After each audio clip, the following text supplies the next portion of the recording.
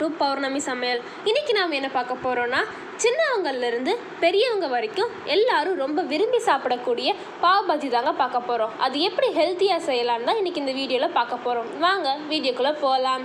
இன்றைக்கி தான் எங்கள் சேனலை ஃபர்ஸ்ட் டைம் பார்க்குறீங்கன்னா மறக்காமல் சப்ஸ்கிரைப் பண்ணிடுங்க. பக்கத்தில் இருக்கிற பெல் ஐக்கானையும் ப்ரெஸ் பண்ணிடுங்க. இந்த வீடியோ உங்களுக்கு ரொம்ப பிடிச்சதுன்னா லைக் பண்ணுங்கள், ஷேர் பண்ணுங்கள், கமெண்ட் பண்ணுங்கள்.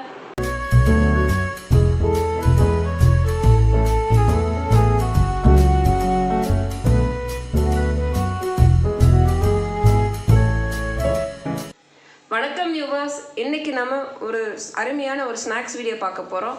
அது என்னென்னா பாவ் பஜ்ஜி மசாலா. அது எப்படி சமைக்கலான்னு பார்க்கலாம் வாங்க. முதல்ல 2 ஸ்பூன் ஆயில் ஊற்றிக்கோங்க.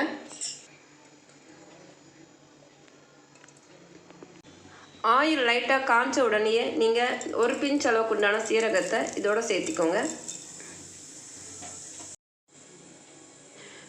சீரகம் லைட்டாக சூடான உடனே நீங்கள் இந்த பச்சை மிளகா, ஒரு பச்சை மிளகா பொடியை நறுக்கியிருக்க அதை இதோட சேர்த்துக்குவோம்.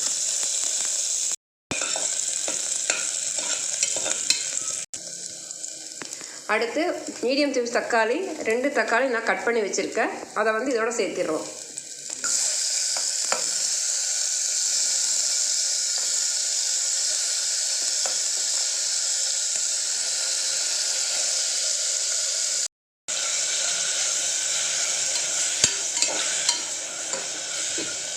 இப்போ நம்ம தக்காளி வணங்கும் போது ஒரு 1/2 ஸ்பூன் அளவுக்கு ஒரு காஷ்மீரி சில்லி மிளகாத்தூள் ஆட் பண்ணிக்குவோம். இது ஆட் பண்ணும்போது நல்லா கலர் கிடைக்கும்.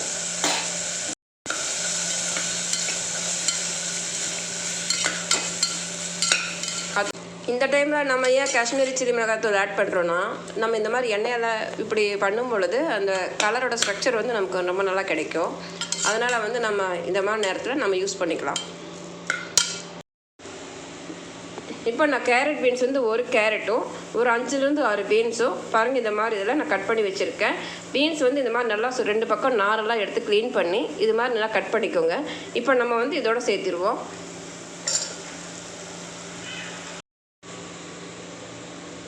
இப்போ இந்த சைஸ் உள்ள ஒரு உருளைக்கிழங்கு நான் பாருங்கள் இந்த மாதிரி கட் பண்ணி வச்சுருக்கேன். ஸோ நீங்கள் இதை இதோட சேர்த்திக்கோங்க.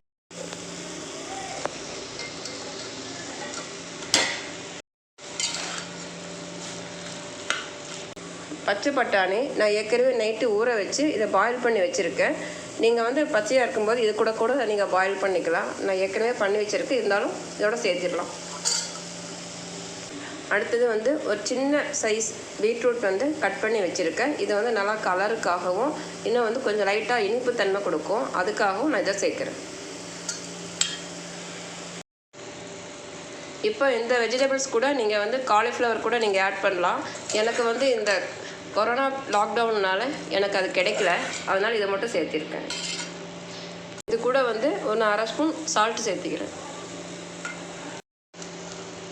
இப்போ நம்ம வெஜிடபிள்ஸ் எல்லாம் டைரெக்டாக நம்ம தண்ணியில் பாயில் பண்ணாமல் இது மாதிரி ஆயில் ஊற்றி கொஞ்சம் ஃப்ரை பண்ணிவிட்டு நம்ம பாயில் பண்ணும் பொழுது இதனோட ஃப்ளேவர் நமக்கு கொஞ்சம் நல்லாயிருக்கும். இப்போ நம்ம இந்த காய் பாயில் பண்ணுறதுக்காக ஒரு 1.5 டம்ளர் தண்ணி ஊற்றி நம்ம பாயில் பண்ணிக்குவோம். கிட்டத்தட்ட ஒரு 6லேருந்து 7 விசில் விட்டு நல்லா பாயில் பண்ணிடுவோம். அப்போ தான் நமக்கு வெஜிடபிள்ஸ் எல்லாம் நல்லா மசிஞ்சு வெந்து வரும். அதுக்காக அந்த மாதிரி ஒரு 8 விசில் வரைக்கும் விடலாம் நீங்கள். 5 minutes later. இப்போ நம்ம 8 விசில் வரைக்கும் விட்டு நம்ம குக்கர் எடுத்து வச்சுருக்கோம். இப்போ ஓப்பன் பண்ணி பார்க்கலாம். ஸோ பாருங்கள், இந்த அளவுக்கு நல்லா மசிஞ்சு வெந்திருக்கு. இப்போ நம்ம எங்ககிட்ட இந்த பருப்பு கடையிற மத்து வச்சு நான் இது நல்லா மேஷ் பண்ண போகிறேன். உங்கள் கிட்ட இது பொட்டேட்டோ மேஷர் ஏதாவது இருந்துச்சுன்னா அதை வச்சு கூட நீங்கள் பண்ணிக்கலாம். இப்போ எங்ககிட்ட அது இல்லாததுனால நான் பாருங்கள் இந்த மத்து வச்சு நான் நல்லா மேஷ் பண்ணி விடுறேன். பாருங்கள் இந்த அளவுக்கு நல்லா கடைஞ்சிக்கணும். இது உங்களுக்கு ஒரு கிட்டத்தட்ட ஒரு 80% உண்டான அளவுக்கு நீங்கள் நல்லா மேஷ் பண்ணிக்கோங்க. பாருங்கள் இந்த அளவுக்கு நீங்கள் நல்லா மேஷ் பண்ணி எடுத்துக்கோங்க. இப்போ நம்ம இதை வச்சு நம்ம எப்படி தயார் பண்ணுறதுன்னு பார்க்கலாம். இப்போ நம்ம இதில் ஆயில் ஒரு 2 ஸ்பூன் ஆயில் விடுறோம். ஸோ அதே அளவு ஈக்குவல் குவான்டிட்டி பட்டர் இருக்கிற மாதிரி நீங்கள் பார்த்துக்கோங்க.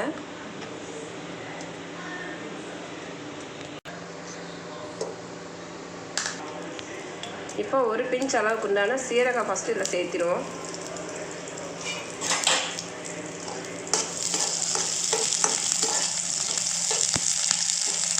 இப்போ நான் வந்து ஒரு மீடியம் சைஸ் கேப்சிகனில் ஒரு பாதி கேப்சிகன் எடுத்திருக்கேன். அதை இதோட சேர்த்திடுவோம். இப்போ இந்த கேப்சிகன் வந்து நம்ம ஃப்ரை பண்ணும்போது வெங்காயமும் ஒரு மீடியம் சைஸ் வெங்காயம் கட் பண்ணி வச்சுருக்கேன். அது இதோட சேர்த்திடுவோம். இந்த வெங்காயமும் கேப்சிகனும் ரெண்டுமே ஒரே சைஸ் இருக்கிற மாதிரி பார்த்துக்குங்க. அப்புறம் இது வந்து ஹை ஃப்ளேமில் வச்சு தான் நீங்கள் இதை வந்து குக் பண்ணணும். இல்லைன்னா அந்த கேப்சிகன் வந்து அது ஃப்ரை ஆகும்போது அதுலேருந்து தண்ணி வந்துடும். ஸோ அப்படி வராமல் இருக்கிறதுக்கு நீங்கள் கொஞ்சம் ஹை ஃப்ளேமில் வச்சு இதை நல்லா ஒரு கோல்டன் கலர் வர மாதிரி நல்லா ஃப்ரை பண்ணிக்கோங்க. இது கூட வந்து ஒரே ஒரு பச்சை மிளகாய் பொடியாக நறுக்கி வச்சுருக்கேன். அது இதோட சேர்த்திடுவேன்.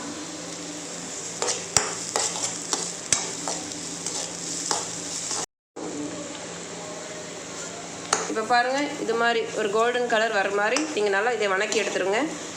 இப்போ நம்ம இது நல்லா குக் ஆனதுக்கப்புறமா நம்ம ஒரு இது கலவாக தேவையான அளவு ஒரு காஷ்மீரி சில்லி மிளகாத்தூள் ஒரு 1/2 ஸ்பூன் சேர்த்திக்கோங்க. ஒரு 1/4 டீஸ்பூன் மஞ்சத்தூள் போட்டுக்கோங்க. கொத்தமல்லி தூள் 2 ஸ்பூன் சேர்த்திக்கோங்க.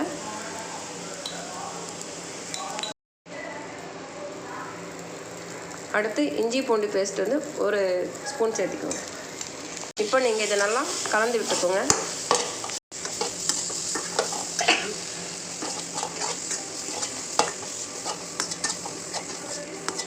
இப்போ நம்ம இதெல்லாம் நல்லா ஃப்ரை பண்ணதுக்கப்புறமா 2 ஸ்பூன் பாவ் பஜ்ஜி மசாலா நம்ம சேர்த்துக்கலாம்.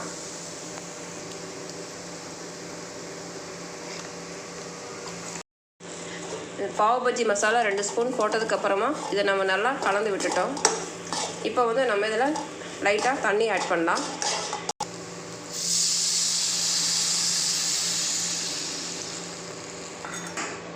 ஸோ இந்த அளவுக்கு நம்ம தண்ணி நல்லா ஆட் பண்ணிக்கணும்.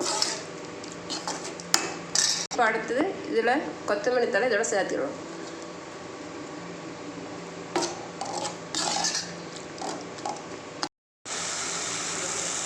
இப்போ பாருங்கள், மசாலாவோட அந்த பச்சை வாசனை எல்லாம் போகிற அளவுக்கு நம்ம நல்லா குக் பண்ணிட்டோம்.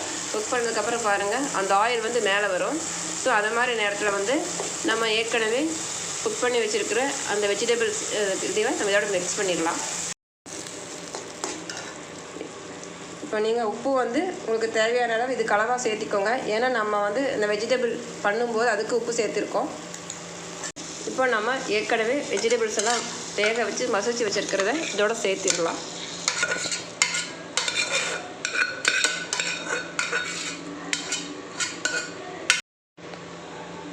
இப்போ நம்ம அந்த ரெண்டையும் நல்லா மிக்ஸ் பண்ணி விட்டுருவோம். இப்போ இந்த மாதிரி ஸ்டேஜில் நான் உப்பு வந்து ஆட் பண்ணியிருக்கேன். நீங்கள் வந்து டெஸ்ட் பண்ணிக்கோங்க உப்பு சரியாக இருக்கா அப்படின்னு. பத்தலைன்னா நீங்கள் இந்த மாதிரி ஸ்டேஜில் உப்பு போட்டு நல்லா மிக்ஸ் பண்ணிக்கோங்க. நம்ம இந்த ஸ்டேஜில் வந்து பட்ரு போட்டுக்கணும். இதுக்கு மெயினே வந்து பட்ரு தான். இது நல்லா போட்டு கலந்து விட்டுக்கோங்க. இப்போ பட்ரு போட்டு நம்ம நல்லா கலந்து விட்டுட்டோம். கலந்து விட்டதுக்கப்புறமா நம்ம வந்து லைட்டாக ஒரு புளிப்பு டேஸ்ட் வர்றதுக்காக நான் வந்து இது கூட ஒரு பாதி லெமன் புழிஞ்சுக்கிறேன்.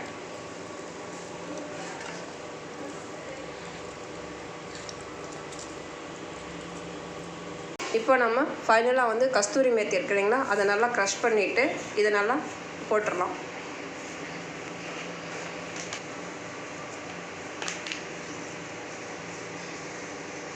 இந்த மாதிரி நல்லா க்ரஷ் பண்ணி போட்டுக்கோங்க. இது வந்து ஆப்ஷனல் தான், வேணும்னா சேர்த்திக்கலாம். இப்போ பாருங்கள், நமக்கு சூப்பரான இந்த ஸ்ட்ரக்சர் கிடச்சிருச்சு பாருங்கள். இப்போ அடுத்தது நம்ம மல்லித்தழை சேர்த்துருவோம். இப்போ அவ்வளோதான், நமக்கு தேவையான பாவ் பஜ்ஜி மசாலா நமக்கு சூப்பரான ஸ்ட்ரக்சரில் தயாராகிடுச்சு. நல்லா டேஸ்டியாகவும் இருக்குங்க. இப்போ அடுத்த ஸ்டெப் வந்து நம்ம எப்படி அந்த ப்ரெட்டு வந்து டோஸ்ட் பண்ணுறதுன்னு பார்க்கலாம். இப்போ நம்ம தோசைக்கல் வச்சுட்டோம். இதில் வந்து பட்டர் ஆட் பண்ணிக்கலாம். இப்போ நம்ம ஏற்கனவே தயார் பண்ணி வச்ச இந்த மசாலா ஆட் பண்ணிக்கலாம். இதனால் மல்லித்தழை ஆட் பண்ணிவிட்டு நீங்கள் நல்லா ஸ்ப்ரெட் பண்ணி விட்டுக்கோங்க.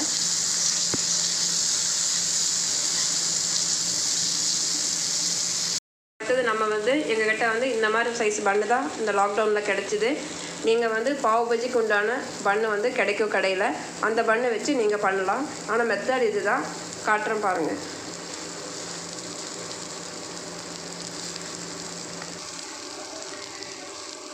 ஸோ இது மாதிரி நீங்கள் மசால் மேலே நல்லா கொஞ்சம் நேரம் அப்ளை பண்ணி வச்சுருங்க. இப்போ இந்த பன்னு மேலே நீங்கள் பட்டர் ஆட் பண்ணிடுங்க. கொஞ்சம் நல்லா ஈரப்பதமாக பசவாக இருக்கும், ட்ரைனஸ் கிடைக்காது. நம்ம இந்த ப்ரெட்டு மேலே இந்த பட்டர் தடவும் போது பட்டர் வந்து நல்லா நமக்கு வந்து சாஃப்டாக இருக்கும். அதாவது அந்த காஞ்ச மாதிரி இல்லாமல் நல்லா சாஃப்டாக கிடைக்கும்.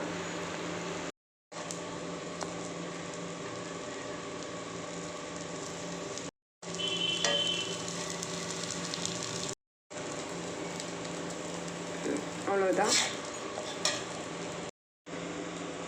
அப்போ பாருங்கள், இந்த மாதிரி மெத்தட்லாம் நம்ம வந்து இந்த மாதிரி பாவ் ரெடி பண்ணிடணும். பாருங்கள் எவ்வளோ தொட்டால் எவ்வளோ ஸ்மூத்தாக இருக்குது பாருங்கள். இது மாதிரி நீங்கள் ரெடி பண்ணிக்கோங்க. இப்போ நம்ம செஞ்சு வச்ச இந்த மசாலா வந்து இப்போ இதில் சேர்த்துக்குவோம். இப்போ இதுக்கு மேலே லைட்டாக நீங்கள் பட்டர் ஆட் பண்ணிக்கோங்க. அப்புறம் கொத்தமல்லி தலை போட்டுக்கோங்க. அடுத்தது நம்ம ஆனியன் லைட்டாக மேலே போட்டுக்கோங்க.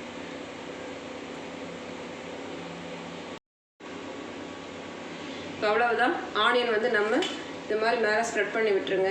இப்போ நமக்கு ரொம்ப சூப்பரான பாவ் பஜ்ஜி மசாலா தயாராகிடுச்சு. நீங்கள் கண்டிப்பாக இதே மெத்தடில் வீட்டில் ட்ரை பண்ணி பாருங்கள். செஞ்சு பார்த்துட்டு உங்களோட கமெண்ட்ஸ் எங்களுக்கு கண்டிப்பாக அனுப்புங்க.